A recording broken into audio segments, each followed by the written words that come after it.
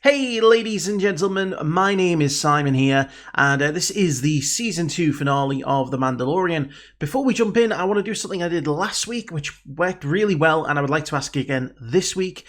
If you aren't subscribed, please do consider hitting that subscribe button. A big chunk of people who watch these videos come from the YouTube search or the recommended videos. If that is you, welcome. Please do consider hitting the subscribe button because there's a load of stuff that I react to, including plenty of Star Wars content. I have, the entirety of the Clone Wars that I've reacted to and Rebels, so you can go back and watch those series if you want. And I plan on reacting to every single thing that was announced last week at the Star Wars or the Disney Investor Day. So there's lots more Star Wars content to come on this channel. So if you do enjoy what you see, please hit the subscribe button. We're very, very close to 30,000 subscribers, and I'd love to try and hit that, if not by the end of the year, very soon into the next year. So with that being said, and my little promo out of the way, let's talk about the Season 2 finale of The Mandalorian. These last 8 weeks have gone by so quickly. I don't know if you feel the same, but for me, and this is something that's odd because 2020 has been a long year. But The Mandalorian has been one of those bright spots. Season 2 has been way better than Season 1, and that's not to say Season 1 was bad, but obviously you had a lot to establish in Season 1. Season 2 has taken a lot more liberties with its storytelling, with cameos, and it's just done a fantastic job of being very entertaining and building up, the characters really well. Last episode is a great example. Mayfeld, Bill Burr's character, who in Season 1 came across as just a bit of a scumbag, who was annoying, wasn't really notable other than the fact that he was Bill Burr. And the last episode really humanized him, and he humanized the Imperials in lots of ways. I mean, I compared the scene when they arrived in, their delivery truck, as you might call it.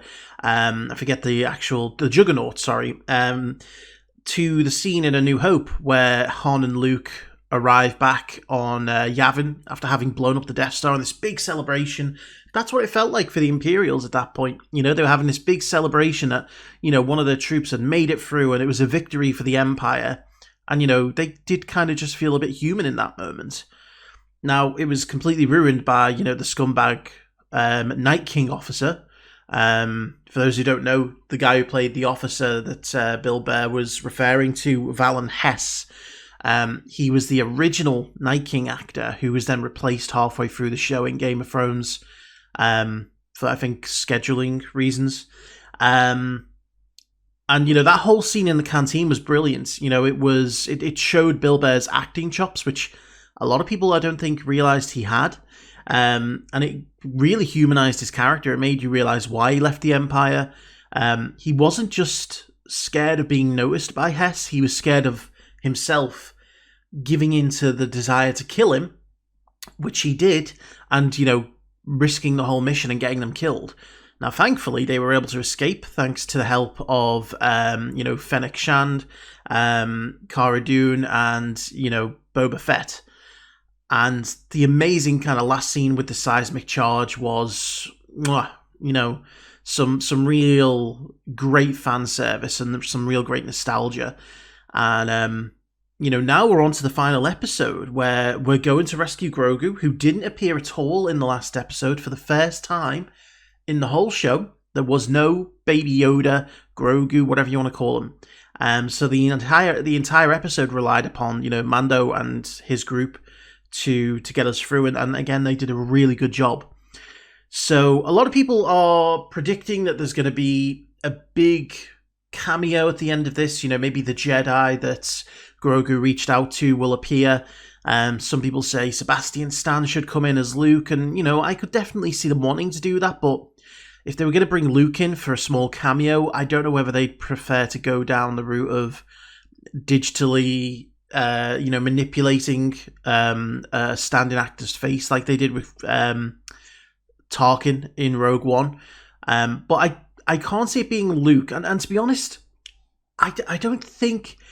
I wouldn't be bothered. It wouldn't bother me if they didn't have a cameo at the end. If the Jedi that Grogu contacted didn't show up, I'd be fine with that. If we just focused on the Mando getting back Grogu, you know, and showing his, you know, devotion and love for him now as, you know, an accepting father of him.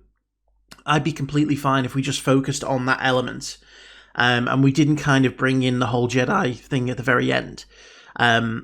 Now, whether that happens or not, I'm not sure. If it happens, great. I'm very, very interested to see who it might be. It could be Cal Kestis. It could be, I mean, it's not going to be Ahsoka because she's already said no. You know, it could be, some people have even said Mace Windu. I can't see that happening because, firstly, it's Samuel Jackson. He's going to cost an arm and a leg, even for Disney. And how do you explain the character surviving and not appearing throughout the whole, you know, original trilogy and beyond? And surely he'd be very old, you know, at this point, because, you know, he died sort of 20 years before the original trilogy, so, you know, he'd be quite old. It might happen, you don't know, I don't know. I'd love to see the purple lightsaber again, but I'm not expecting it, so anything is a bonus. But like I say, I wouldn't mind too much if they didn't. So, we are going to jump in without further ado, because I have droned on long enough. Before we do, I want to say a big thank you to my Patreon super supporters, Frank Tremel, Karen Abel, Nick Walters, The Seven Deadly Sins, Damon Smallwood, Michael Y, Clara Gros-Louis, Mr. Greg 89, Tyrone Tyrone, Pobinhas, Matt Okeefe, and Olly Brown. So, without further ado, let's jump into the Season 2 finale of The Mandalorian. Quick message before we jump in. I know you want to get into the reaction. This is me after having watched the episode. Stick around to the end of my review. I was made aware by Elle, one of my good friends, Gaddix, thank you by the way, on Twitter, that there is something in the post-credits that I didn't pick up originally. So I'm going to be sticking it at the very end of the review. So yeah, stick around. And I don't know what it's going to be. Yeah, stick around. Oh, okay, we're starting off with a Lambda shuttle. Oh, they're going for the Doctor. Oh, this is so cool. I love that Lambda shuttle. It looks so cool.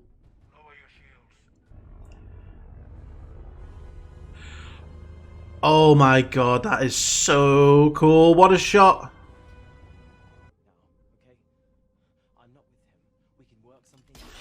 Okay.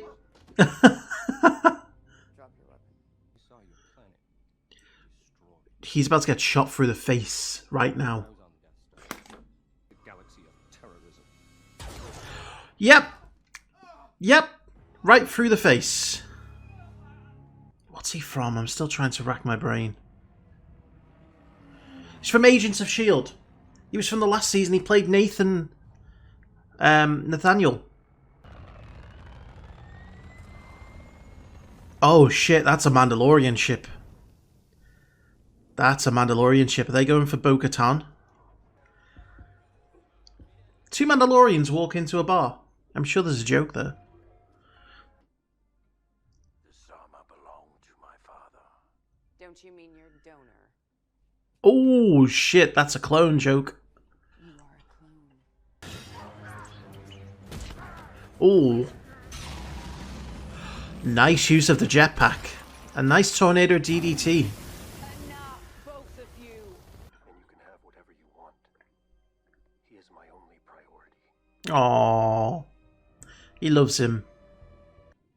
These are third generation design.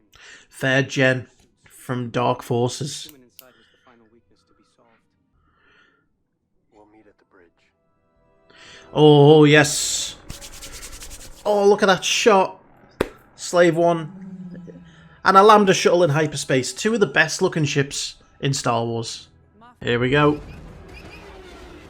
Oh, the sounds of those cannons. It's just... Mwah! Look at that. That's a very... There's not much room for error there. It's a very tight fit. Oh!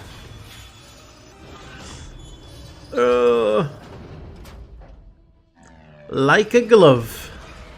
Oh, nice, Boba. Get out of there. Oh no, this is like something out of a horror movie. I love the robotic music. Oh guys, don't hesitate, just shoot.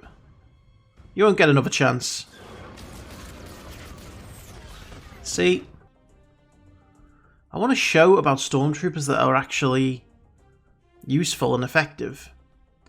I don't mean clone troopers, I mean stormtroopers.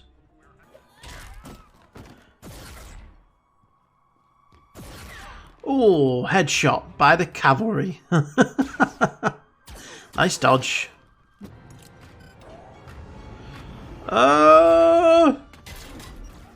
Oh no. No, that's so creepy. Holy shit. Thank God for the Beskar. He's like, what did you expect? These things are fucking scary. Oh! Spear! Yeah! That's it. Good job, Mando. Okay, good. That's Dark Troopers done. Done. Come on. Yeah, I knew it. Oh. Hey, buddy. You okay? Oh. He's like, can you get me out of these, please? And has been blessed with rare properties that have the potential to Properties. back to the galaxy. They keep mentioning Order, like First Order. I don't trust him. Yeah. Yeah. Told you.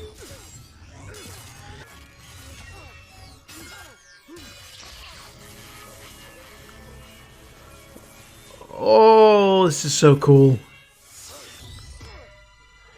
Uh-oh.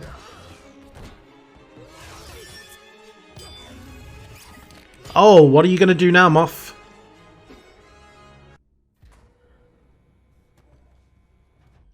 Oh, Mando's got the Darksaber. How cool does that look? Does this now make him the rightful ruler of Mandalore because he surrendered to Mando and not her? He brought him in alive, that's what happened. And now the New Republic's gonna have to double the payment. She needed him to surrender to her. It belongs to you. It's like the Elder Wand in Harry Potter.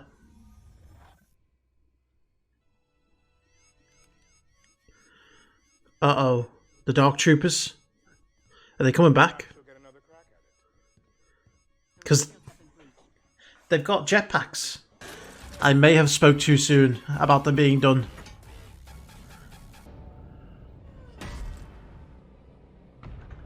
Oh no, that's not going to last.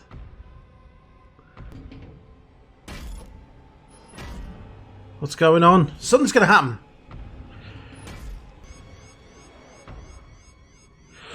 No way. That's an X-Wing? That's an X-Wing. That's... Do not tell me. Do not tell me. Don't tell me that's what I think it is. Is that R2-D2 in the back? Please. If I see a green lightsaber. Holy shit. Holy shit. That could be a Return of the Jedi. It is, isn't it? It is. It's Luke. It's Luke. It's Luke. Oh my god.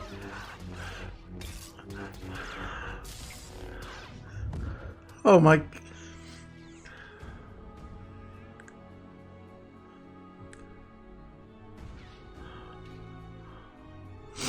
I don't know why I'm crying.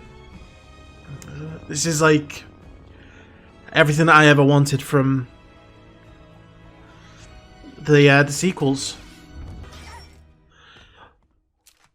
No. Oh.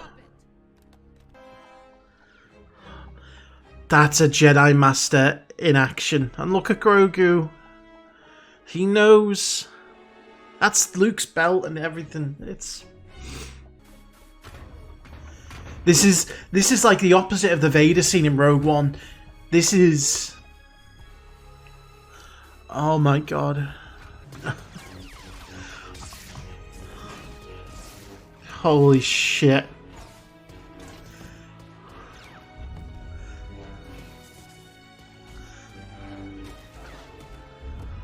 Oh my god. Watch him turn this around, it'll be Cal Kestis or some... that. I'm trying to get a good look at the saber. Yeah, from there I can see it's Luke's green saber.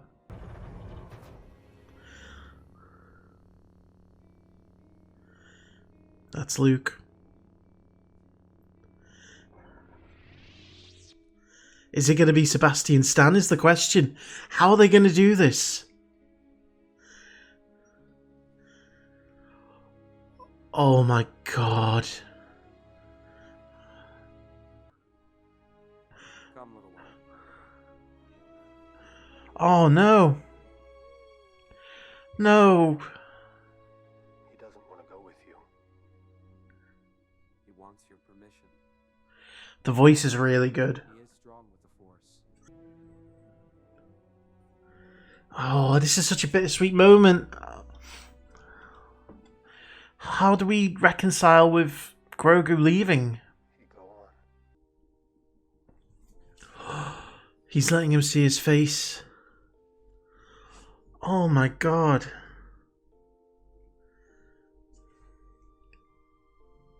He's letting him see his face.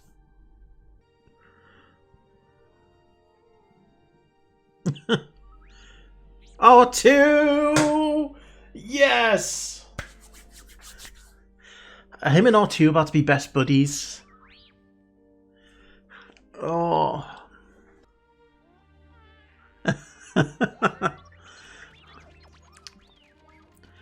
Oh. That's such a good Luke. I'm assuming there's no digital makeup either. Oh, he looks so sad. No, Grogu. Oh, I'm very surprised at the emotional reaction that I had when I saw Luke. I knew that I was going to be excited if he did show up, and I knew that it was going to be one of those moments that, you know, you'll never forget, because it's you know, the realization of something that I've wanted for so long. But when he showed up on screen, and, you know, he was doing all of the things that you've just imagined for years seeing. You know, the sequel trilogy, I know that people are gonna they have their opinions on it, and everyone's entitled to their opinions, and, you know, people liked what they did with Luke, some people didn't.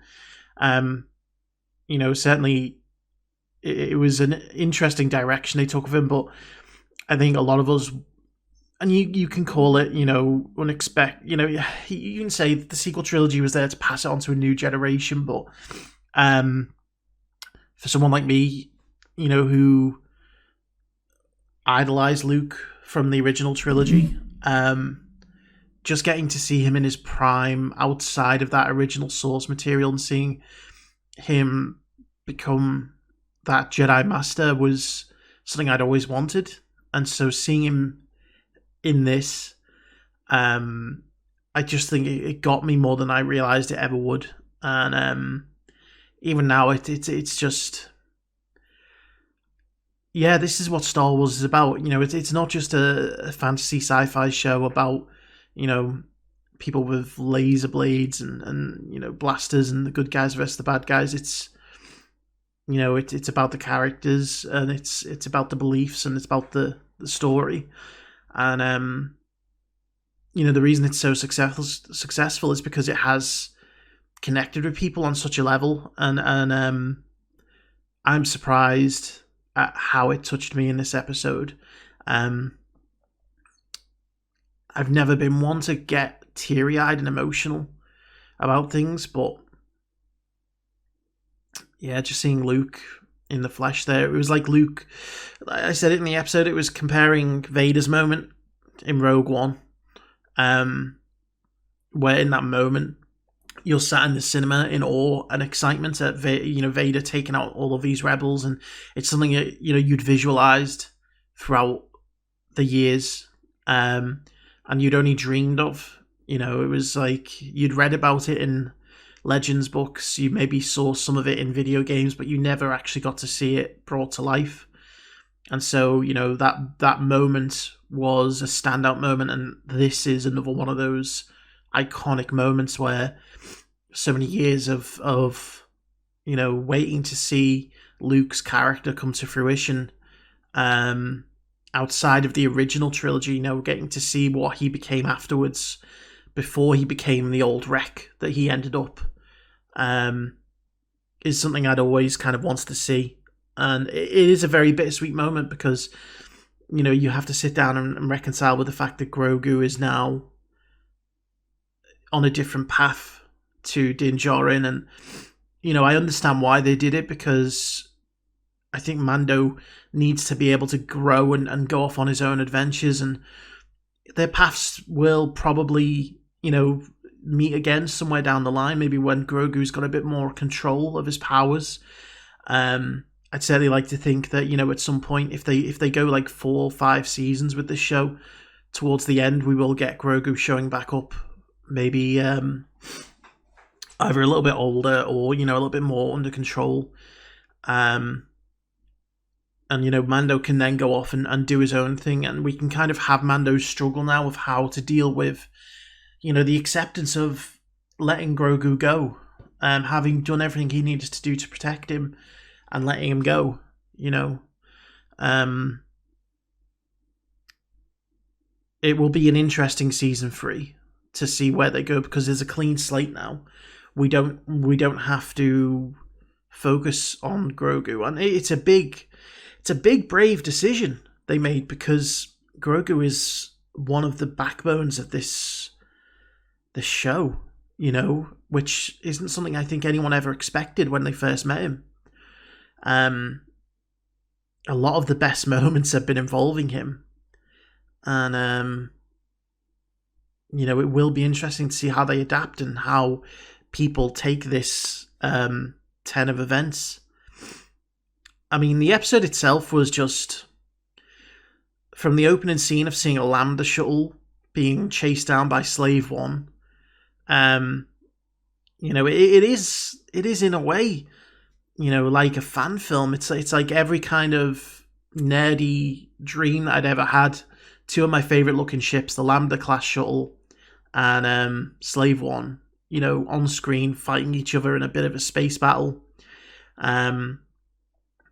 You know, and just kind of going up throughout the whole journey through the ship, the Dark Trooper fight, you know, the Dark Saber battle between Gideon and Din Djarin, and the tense moment where Bo-Katan realizes that Mando has defeated Gideon and is technically the rightful ruler of Mandalore now.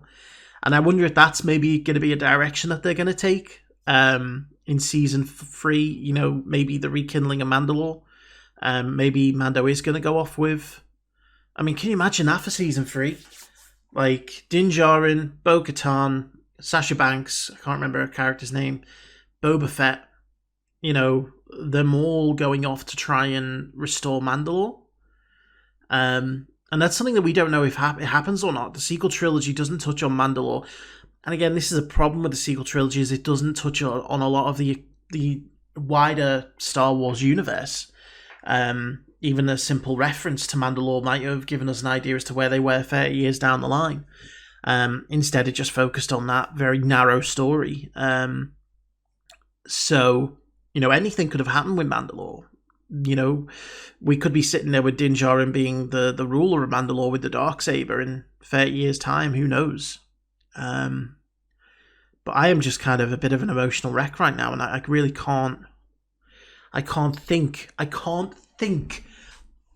what the hell just happened. We just saw Luke Skywalker and R2-D2. The moment that X-Wing pulled in, I was like, yeah, that's Luke's X-Wing. That there's no one else that's going to be.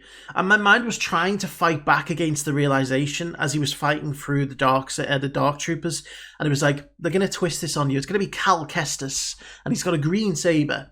You know, my rational mind was like, no, that's Luke. But there's that little voice of doubt that wants to be like, no, it's not going to be. And, you know,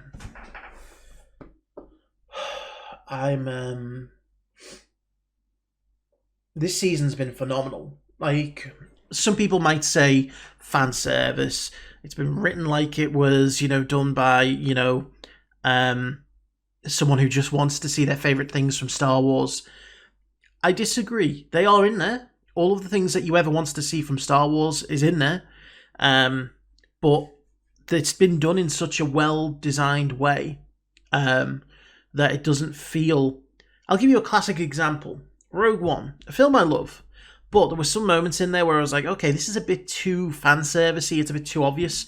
Like when they're on Jeddah and they run into the guys who Luke eventually runs into in the cantina. You know, you better watch yourself. I've got the death penalty on 12 systems. It's like, that was a bit obvious. It's like, why is he on Jeddah? Why would they run into them? You know, and it was just kind of like them trying to say, hey, remember these guys? Remember the original trilogy? That's what we're trying to do. That's how you don't do it. And that was in a film that I really enjoyed and thought was really good. This series did it in a very subtle, well-constructed way. And it gave it reason. Why is Bo-Katan in this? Why do we need Bo-Katan in this? Well, it's a link to Din's Mandalorian heritage. It gives him, you know, backup when he needs to go to find Grogu. And, you know, it adds to the story into season 3 because I think he is going to go and try and help them, you know, sort of rebuild Mandalore. You know, why do we need Luke Skywalker? Well, Grogu. Grogu needs to move on to develop. He can't do that with, you know, there aren't many Jedi left. You know, Ahsoka doesn't see herself as a Jedi, and she has a valid reason for not wanting to train him because she's seen Anakin turn to the dark side. Luke is the kind of person who, at this point, he's turned Anakin Skywalker back to the light. He has no reason to doubt anyone or anything. He would take on Emperor Palpatine if he thought that he could turn him to the light. You know? That's the type of person that Luke is. Which is why I've got so many contentious issues with him turning on Ben Solo later down the line. But, you know, we're not going to get into that whole issue. You know, so it's done really well. Why bring Boba Fett back in? Well, it's, you know, it's a good way of getting a little bit of that lore into it. It gives Din a good way to get around on Slave One when they destroy the Razor Crest. You know, and it's... They didn't do it just to have Boba Fett there. He needed his armor. Mando was looking for Mandalorians. He found armor. He took it because he thought it was his property. Boba Fett goes after him. It's simple, straightforward, makes sense storytelling that implements everything that we want to see as Star Wars fans. And I honestly loved every single bit of it. I really did. The actor, I couldn't tell who it was who played Luke. It didn't look like Sebastian Stan. And to be honest, I thought that might have been a bit of an expensive option for Luke Skywalker. The voice was very, very good. Whether there was any kind of digital toning in there of the voice, I'm not sure. The body language for Luke was really good. The hair was spot on. And he looked very much like Luke. I mean, you could tell it wasn't Mark Hamill. But it wasn't an Uncanny Valley kind of feel where, you know, it's digital makeup and it looks fake. It was believable that Luke, a little bit matured, a little bit sort of worn in a few years after Return of the Jedi, you know, is starting to age a little, maybe looks a little different. The only thing that I did find looking a little bit unusual was his saber blade. The green saber blade looked a little bit weird. But I'm really not complaining at this point because it was just... I mean, if you could say to me at the beginning of the season, by the end of this, Grogu and Mando will no longer be together and the Razor Crest will have been destroyed, but you're going to end as happy as you've ever been, I'd have been thinking, what? What are you talking about? If you'd have told me the full story and said, you're going to end the season with the final episode where you have Boba Fett in Slave One, you have Bo-Katan, you have Sasha Banks, you've got Luke Skywalker, you've got Dark Troopers, you've got the Darksaber, you know, I would have just been like, how do you do that in 8 episodes? How do you implement all of that stuff in a way that doesn't feel forced, that doesn't feel ham-fisted in, that makes sense, they did it. They absolutely did it. There wasn't one bad episode here. I know people are going to say The Passenger was a bit fillery and it wasn't, wasn't the best, but it wasn't a bad episode.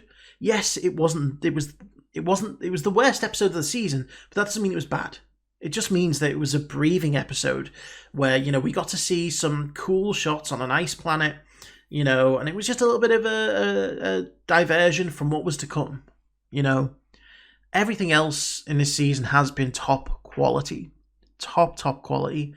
And I, for one, am just absolutely amazed by the job that Dave Filoni, Jon Favreau, all of the directors, Peyton Reed, everyone else, I'm going to be missing loads, I can't remember the names, everyone on the crew, the actors, the writers, they've just done a fantastic job. I made a comment on Blind Wave's channel a few weeks back that said Dave Filoni has single-handedly saved 2020.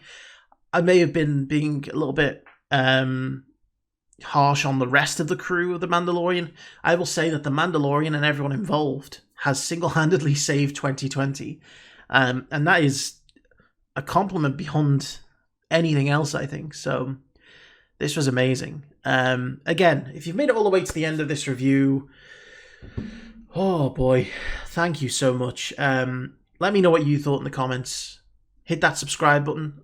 Hopefully we'll get to 30,000 subscribers. And there's lots more Star Wars stuff to come. Once we get out of this pandemic and they start ramping up production again, we're going to be back with some really cool Star Wars stuff. The Kenobi story, The Bad Batch, Mandalorian Season 3, Ahsoka. There's so many good things. In the meantime, I'll be looking into a different show to replace The Mandalorian on a Friday. So if you have any suggestions, I might make a separate video. I don't want to do that here, so I'll make a separate video for suggestions. But thank you all very much for watching and being with me on this journey. Hopefully you'll stick with me through what's next to come. And I will see you all around. Okay, so I've been made aware that there is something in the post-credits. Oh shit, Jabba's palace? Don't tell me that's the... Is that Jabba's servant? Who is that? Is that Fennec? It is, it's Fennec. And Boba? It's like a roll call of all of the greats from this season. Shit, of course Boba wants to come back and... Okay. What? But why is he here? Is this what he's going to be doing? He's taken over Jabba's palace? Is this another miniseries that we're going to get eventually? The Book of Boba Fett. Ah. That's got to be the best plug for a book I've ever seen. I was wondering so much. I saw the Twin Sons and I was like, has Luke gone back to Tatooine? And then I was like, Jabba's palace? What? That's such a clever little... That's just a clever little promotion for a book. I'd rather it have been a series or a game. Can we get that in a game, please? Like Boba Fett as like the new Jabba the Hutt? Well, that sounds wrong. Still, awesome scene to end it with.